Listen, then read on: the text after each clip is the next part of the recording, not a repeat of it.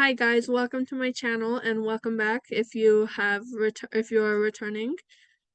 Today we are going to be reading chapter 1 of my Wattpad novel Saving Emily.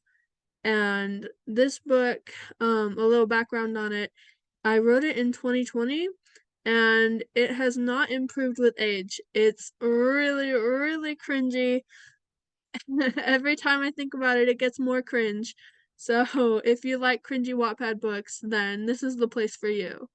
Okay, so here is the cover, Saving Emily, and I actually made it myself.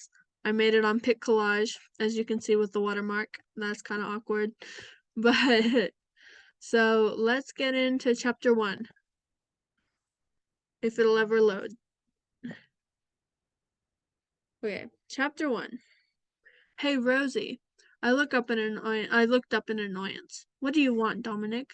The obnoxious rat-faced boy I knew from the few days he would show up at school smirked over at me from his seat across the dirty aisle of the city bus. Oh, nothing. I just thought you ought to know that old man Jimmy has dirt on you. I shot him a skeptical glance and tried to pretend I didn't feel like I was just doused with ice water. Did you trade him for dirt on you? He raised his hands in mock defeat. I'm just trying to be neighborly. You know most people appreciate tips like that. I rolled my eyes. Realizing the bus was slowing down, I stood up. Hey, where are you going? He asked, sneering victoriously at me. This is my stop, I lied quickly. Whatever will get me away from you the soonest, I added in my head. He nodded like he could see right through me. See you around. I got off as quickly as possible while still playing it cool and walked down 4th Avenue, checking over my shoulders to make sure he wasn't following. Spotting old man Jimmy's tiny pawn shop, I crossed the street, figuring it would be best to just lay low for a while. Unfortunately for me, it was right after I passed that I saw what I'd been supposed to be looking for. A large woman dressed the opposite as would have been safe in this part of town was leaving a bar just ahead of me, miniature designer purse swaying just as unstably as the rest of her. Heart pounding, I sped up, checking over my shoulder for witnesses. I'm so sorry, I gasped as I collided with her. The poor pathetic thing was so drunk she fell right over, dragging me down with her. Well, you should be, she screeched in a loud voice that made me nervous. Trying to keep my face pleasant, I helped her up after slipping the purse into my frayed drawstring bag. Are you all right? You're sure lucky I am, she snapped, wrenching her arm away. It was kind of funny to watch her waddle away with her head held high, zigzagging into everything it was possible to miss. I turned and fled into the shadows the opposite way. As I searched for my next victim, I tried not to turn my head toward my arm, where the woman had managed to deposit her half champagne, half rich old lady perfume smell on me. Disgusting. I honestly probably wasn't looking very hard, but there wasn't a single other good person I saw. Eventually, I just snatched what I knew would be an empty wallet from a tramp and decided to call it a day. I got off another bus and walked up the cracked street to my house, praying my mother wasn't home. Mom was sitting at the kitchen table when I walked in. She looked up at me. Did you get it? Yeah. I emptied my bag on the table, revealing the day's loot. Piles of watches, loose bills, and jewelry shone against the faded mahogany. The smile I was expecting never came. That's it. Had thought I had outgrown any need not to disappoint my mother, but apparently I was wrong. I tried, Mom. It was a slow day. She shook her head. When are you going to learn that I don't accept excuses, Rosie? She muttered. I'm sorry, Mom. I know you are, she replied, picking up a diamond bracelet from the drunk lady's designer purse. Too bad sorry doesn't cut it.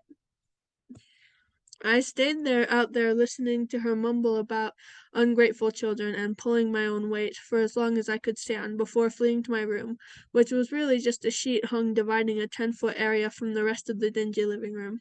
I could still hear her talking, so I reached into the small crate beside my bed that housed all of my belongings and pulled out a small portable radio and outdated headphones. The radio was tuned into the area's hit new music station only because I didn't like anything else that was playing. I really wasn't listening. I just needed some background noise while I thought. It really wasn't my fault I didn't have as much success today. I had tried, but I just wasn't as hardcore as my mom. She could see an old lady on the ground with her wallet out and swipe the money automatically, not forgetting to give the lady a good kick so she wouldn't be able to chase us. I just really wasn't like that. I tried to be past feeling, but I still got that twinge of guilt when I looked back and saw a victim freaking out because they've misplaced their purse. I wished I could get a real job, one that didn't involve stealing just so that we could afford to stay in a dirty slum. Just 2 more years, I thought glumly as I sat back against the wall and focused for the first time on what the announcer was saying.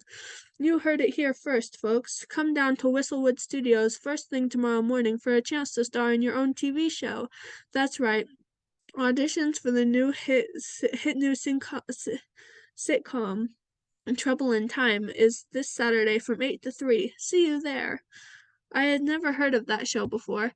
Granted, I didn't get around to watching much television because we didn't have cable, but I thought I would have heard more about it if it really was a hit new sitcom. Then I got an idea. If there was an audition, that meant a lot of people. I felt a pit in my stomach, but I tried to ignore it. I could go to the audition and use it as an opportunity to do some pickpocketing.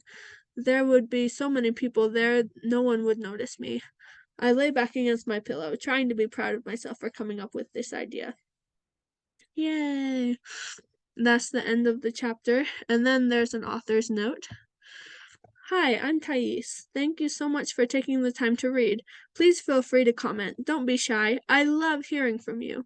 Tell me all your crazy theories and thoughts on the characters, and if you have any suggestions on how to make the story better, don't hesitate to share them either. Then, the little heart. So yeah, that is my story. That is chapter 1. Yeah, it hurts really bad reading it. It's so cringy. But let me know what you think. Do you think it's cringy? I guarantee you will if you don't think it now. You will think it later. So, thank you for listening, and thank you for taking the time to click on my video. If you haven't seen the prologue video, I'll link it in a playlist down below. So, thank you guys. Please like, share, and subscribe, and I'll post chapter 2 soon. Thank you.